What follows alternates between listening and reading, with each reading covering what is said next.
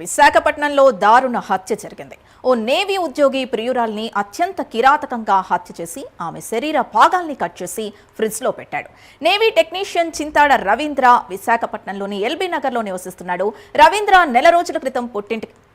భార్య నెల రోజుల క్రితం పుట్టింటికి వెళ్ళింది. గతంలో రవీంద్రకు మౌనికతో పరిచయం ఉంది. ఈ క్రమంలో అతను ఆమెను తను ఉండే ప్లాట్కి రమ్మని పిలిచి దారుణంగా హత్య చేశాడు. ఆమె శరీర భాగాల్ని ఫ్రిడ్జ్లో భద్రపరిచాడు. పోలీసులు రవీంద్రను అదుపులోకి తీసుకున్నారు. రవీంద్ర ఇంట్లో ఉన్న ఫ్రిడ్జ్లో 2 మూటలతో కట్టిన మౌనిక శరీర భాగాల్ని గుర్తించి స్వాధీనం చేసుకున్నారు పోలీసులు.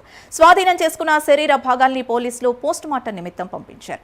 ఇదే అంశానికి సంబంధించి పూర్తి డీటెయిల్స్ మా కరెస్పాండెంట్ నరసింహ అందిస్తారు. నరసింహ, ఒక నేవీ ఉద్యోగి ఉండి ఎందుకు ప్రియురాల్ని ఇంత కిరాతకంగా హత్య చేయాల్సి వచ్చింది? పోలీసులు ఏమంటున్నారు? సింధు, ఇక్కడ చూస్తుంటే ఉదయమే వేకువజామున జరిగిన ఈ ఘటనలో భాగంగా గాజువాకలోని ఒకసారి సంచలనం సృష్టించుకుంది. అయితే ఒక నేవీ ఉద్యోగి తన ప్రియురాలని ఇంటికి పిలిపించుకొని ఈ తరహా ఘటన జరిగిన నేపథ్యంలో కేవలం ఆర్థిక లావాదేవీల కారణం అంటున్న స్థానికులు కూడా అంటున్నారు. అయితే ఏ విధమైన ఇప్పుడు సంచలనం జరిగింది. అటు నేవీ సిబ్బంది, ఇటు స్థానికంగా ఉన్న పోలీసులు కూడా సంచలనం జరిగింది. అయితే తన యొక్క భార్య పుట్టింటికి వెళ్ళడంతో తన భర్త ప్రియురాలని ఇంటికి పిలిపించుకొని ఈ తరహా ఘటన చేసి అయితే ఆమె యొక్క ప్రియురాల యొక్క శరీర భాగాలను ముక్కలుగా చేసి అయితే కొన్ని భాగాలను ఫ్రిడ్జ్లోని కొన్ని భాగాలను మూటగట్టి మరో ప్రాంతాలు కూడా తరలించినట్లుగా ఇక్కడ పోలీసులు కూడా తెలుపుతున్నారు. అయితే భార్య లేని సమయం చూసి ప్రియురాలను ఇంటికి రప్పించిన న్యాయ ఉద్యోగి ఆమె వచ్చేసాడు. అయితే శరీర భాగాల్లో కూడా ఫ్రిడ్జ్లో పెట్టాడు. అయితే వివరాలు చెప్పడం ద్వారా దాని ద్వారా సమాచారం అందుకొని గాజువాక పోలీసులు హుటాహుటిన ఘటనాస్థలానికి అటు న్యాయ అధికారులు కూడా పేర్కొన్నారు. అయితే సీఏ పార్థసారథి కూడా ఇప్పుడు మనకు తెలుపుతున్న వివరాల మేరకు వెళ్ళకుండా అయితే ఎల్బీనగర్ రోడ్లోని నివాసం ఉంటున్న నేవీ టెక్నీషియన్ రవీంద్ర 30 సంవత్సరాలు తన ప్రియురాలు మౌనిక 29 దారుణంగా హత్య చేసినట్లు అయితే శరీర భాగాల్ని ఫ్రిడ్జ్లో పెట్టి దాచిన నేపథ్యంలో రాష్ట్ర వ్యాప్తంగా అటు కలకలం నెలకొంది. అయితే భయాందోళనకు గురైన స్థానికులు హుటాహుటిన స్థానిక పోలీసులకు సమాచారం అందించారు. అయితే ఈ అమానుష ఘటన షాక్లో కూడా స్థానికులు ఒకసారిగా గురయ్యారు. అయితే రవీంద్ర భార్య ఇటీవల తన పుట్టింటికి వెళ్ళిన నేపథ్యంలో ఆదివారం రాత్రి మౌనికను నేవీ ఉద్యోగి తన ఫ్లాట్కు పిలిపించినట్లుగా స్థానికులు చెప్తున్నారు. అయితే అక్కడ ఇద్దరి మధ్య వాగ్వేదం చెలరేగి ఆగ్రహంతో ఆమెను హత్య చేసినట్లుగా ఆధారాలు తుడిపేయాలని కూడా ఉద్దేశంతో ఆమెకు శరీరాన్ని ముక్కలుగా ఒక ఫ్రిడ్జ్లో దాచాడని కూడా స్థానికంగా ఉన్నటువంటి వారు తెలుపుతున్నారు. అయితే తర్వాత తట్టుకోలేక రవీంద్ర స్వయంగా పోలీస్ స్టేషన్కి వెళ్ళి లొంగిపోయినట్లుగా స్థానిక పోలీసులు తెలుపుతున్నారు. అయితే ఘటనా స్థలంలో మౌనిక శరీర భాగాల్లో తల కనిపించకపోవడం కూడా పోలీసులు కూడా అనుమానాలకు దారితీసింది. అయితే ఈ దిశగా ప్రత్యేక బృందాలు కూడా ఇప్పటికే ఏర్పాటు చేయగా కేసు నమోదు చేసిన పోలీసులు మరిన్ని వివరాలు సేకరిస్తున్నారు. అయితే ఈ కేసు విషయంలో మరిన్ని వివరాలు తెలుసుకోవాల్సిన విషయంలో కూడా ఇక ఈ ఘటన రీత్యా అదేవిధంగా పోలీస్ స్టేషన్ దగ్గర అయితే మౌనిక యొక్క తండ్రి ఇక్కడ ఉన్నాడు. ఆయన యొక్క ఆవేదన మనం తెలుసుకుందాము. చెప్పండి, ఇప్పుడు ఆమె మౌనిక మీరు తల్లిదండ్రులు అయింది, ఇప్పుడు ఈ ఘటనకు సంబంధించి మీరు ఏదుకుంటున్నారు?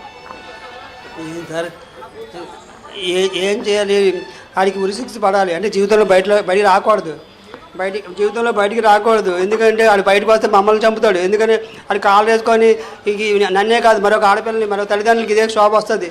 ఎందుకంటే వాడిని వదలకూడదు, బెయిల్ ఇవ్వకూడదు. దయచేసి లాయర్లు మాత్రం దయచేసి ఈ కాగితాల కోసం ఇలాంటివి ఎన్నో సంపాదిస్తారు. ఇలాంటివి వచ్చేవి అలాంటి వాళ్ళతో డబ్బులు తీసుకుంటే వాళ్ళ జబ్బులకే వస్తాయి.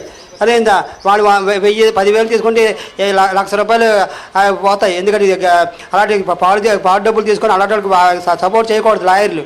ఎందుకంటే అది కరెక్ట్ కాదు. అది అలా తీసుకుంటే దానికి 10 ఇంతలు లాయర్ల నుంచి పోతాయి. ఎందుకంటే ఒంట్లో బాగాలేక అలాగే పోతుంటే అలాంటి డబ్బులు తీసుకోకూడదు. అయితే అలాంటి వాళ్ళు వాదించకూడదు, అలాంటికి సపోర్ట్ చేయకూడదు. వాడు బయటకు వస్తే మరి ఇలాంటివి ఎన్నో చేస్తాడు. ఆల్రెడీ ఎన్నో చేశాడు. అది వాడు ప్లాన్గా చేశాడు కాబట్టి వాడి కత్తిలో ఆర్డర్ చేశాడంట. ఆ తర్వాత అమ్మాయిని ఎలా చంపాడు?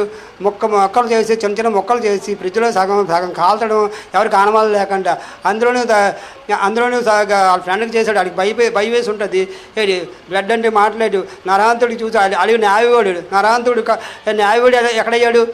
ప్రజలను రక్షించవలసింది భిక్షిస్తున్నారు. ఆ న్యాయ డిఫెన్స్ అంటే మాటలేంటి? ఆడు అనుకున్నాడు న్యాయవాళ్ళు ఆర్మీ వాళ్ళు ఏం చేసినా సరే తప్పించుకోవచ్చు అనే ఉద్దేశమే చేశాడు. అయ్యా దయచేసి మా అమ్మాయికి న్యాయం చేయాలి. అమ్మాయి ఎంత ప్రధానంగా చూసుకుంటే ఆర్థిక లావాదేవీలు అనే కారణంగా అమ్మాయిని చంపినట్లు కూడా స్థానికంగా చెప్తున్నారు.